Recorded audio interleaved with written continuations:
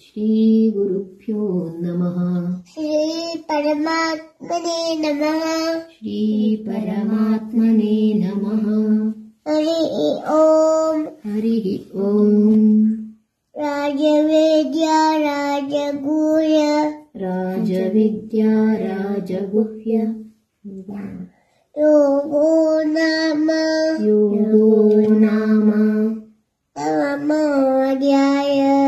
नवमोऽध्यायः। श्रीभगवानुवाच श्रीभगवानुवाच इदं तु ते गुह्यतमम् प्रवक्ष्याम्यनसूयवे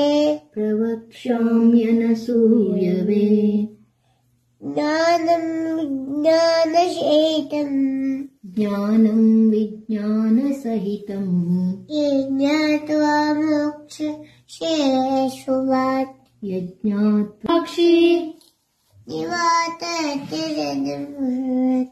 निवासः शरणं सुहृत्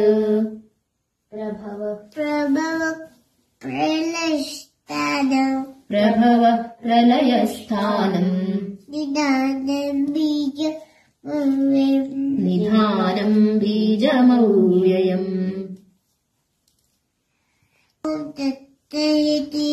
ॐ तत्सदिति श्रीमद्भगवद्गीता